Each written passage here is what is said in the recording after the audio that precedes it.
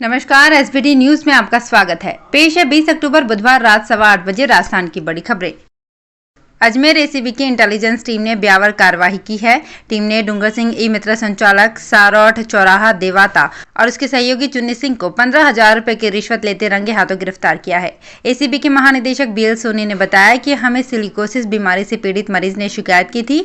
उसने बताया था कि 3 लाख रुपए की सहायता राशि के लिए उसे बीमारी के प्रमाण पत्र की जरूरत थी। प्रमाण पत्र बनाने के एवज में डूंगर सिंह व चुन्नी सिंह 1,30,000 रुपए की रिश्वत मांग रहे थे। वो परिवादी से इसके पहले 50,000 और 10,000 रुपए भी ले चुके थे। प्रिंटिंग प्रेस के संचालक द्वारा वर्धमान महावीर खुला विश्वविद्यालय कोटा के अधिकारियों से मिलीभगत कर पुस्तकें व अन्य सामग्री छपाई का कार्यादेश लेने व घटिया पेपर पर पाठ्य पुस्तक सामग्री छपाई कर विश्वविद्यालय को सप्लाई करने के मामले में 12 एसीबी ने कार्यवाही करते हुए प्रिंटिंग प्रेस के संचालक व विश्वविद्यालय कोटा के तत्कालीन निदेशक को गिरफ्तार कर लिया। प्रकरण में एक आरोपी विश्वविद्यालय के वित्त नियंत्रक सुरेश चंद की तलाश जारी है। जयपुर ग्रेटर निगम के कार्यवाहक महापौर शीलधा बाई और भाजपा पार्षदों के बीच चल रही खींचतान को पार्टी ने खत्म करने की कवायद की है। पार्षदों के बाद आज धाबाई ने संगठन महामंत्री चंद्रशेखर से मुलाकात की। धाबाई ने चंद्रशेखर के समक्ष अपनी बात को रखा। धाबाई ने पत्रकारों से बातचीत में कहा कि भाजपा पार्षदों में कोई नाराजगी नहीं है। जिनके कोई पर्सनल और व्यक्तिगत इंटरेस्ट है वो लोग इस तरह के आरोप लगा रहे हैं। उत्तर प्रदेश विधानसभा चुनाव के लिए कांग्रेस के राष्ट्रीय महासचिव प्रियंका गांधी ने एक बड़ा फैसला करते हुए महिलाओं के लिए 40% टिकट देने की घोषणा की है। प्रियंका गांधी के इस फैसले का असर और चर्चा अन्य राज्यों में भी नजर आने लगी है। राजस्थान की बात करें तो यहां मुख्यमंत्री अशोक गहलोत सहित कांग्रेस पार्टी के नेताओं ने न केवल इस फैसले की तारीफ की है बल्कि इस फैसले के जरिए भाजपा की नीतियों पर भी निशाना साधा है। हालांकि ये अलग बात है कि राजस्थान में वर्तमान कांग्रेस सरकार में एकमात्र महिला चेहरा ममता भूपेश है।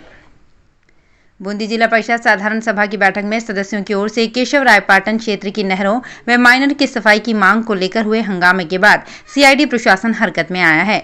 कापरेन ब्रांच के कोटड़ी माइनर में सीएडी की ओर से चलाई जा रही नरेगा में बुधवार को साफ सफाई करवाई जा रही है। जगह जगह घास कचरा बम्बुल झाड़ी की सफाई की जा रही है। सफाई कार्य में नरेगा के 63 श्रमिक काम कर रहे हैं। जिला परिषद सदस्य मुरली मीणा ने कलेक्टर जयपाल से सफाई की मांग की थी। उसके बाद सीएडी प्रशासन ने सफाई कार्य शुरू करवाया है। यदि आप कल लो फ्लोर बस में बैठकर ऑफिस या कहीं जाना चाहते हैं तो ये खबर आपके लिए है। शहर के पब्लिक ट्रांसपोर्ट में अहम भूमिका निभाने वाली लो फ्लोर बसों से सफर करने वाले लोगों के लिए 2 दिन परेशानी भरा रह सकता है। जेसीटीएसएल के कर्मचारियों और लो फ्लोर बसों के कंडक्टर ड्राइवरों की हड़ताल के कारण 290 से ज्यादा लो फ्लोर बसों के पहिए 2 दिन तक थमे रहेंगे, यानी शहर में 280 लो फ्लोर बसों का संचालन नहीं होगा।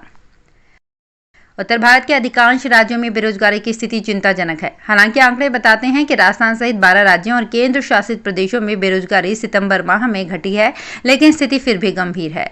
Centre for monitoring Indian economy के सितंबर के आंकड़ों के मुताबिक दिल्ली में बेरोजगारी दर 4 महीने के उच्च स्तर 16.8% पर है।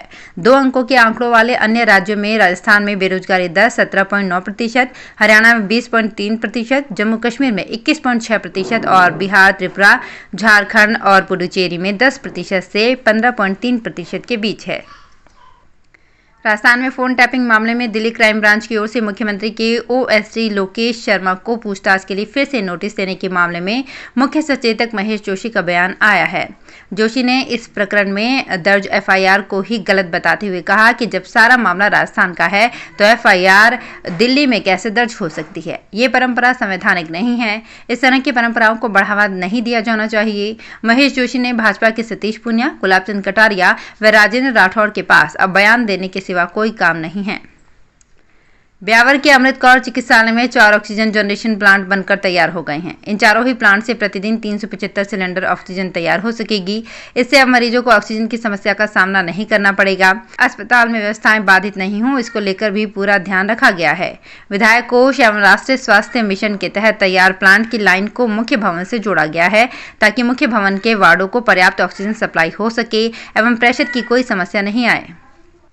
ब्यावर शहर के आसपास करीब 30 से 40 किलोमीटर के दायरे में प्रतिदिन शहर में मजदूरी करने एवं अन्य काम से आते हैं। दूरदराज आबाद इन गांव से शहर तक आने के लिए वाहनों का अभाव है। अधिकांश रूट पर रोडवेज बसें संचालित ही नहीं हो रही हैं। संचालित हो भी रही हैं तो इनकी संख्या 1-2 ही है।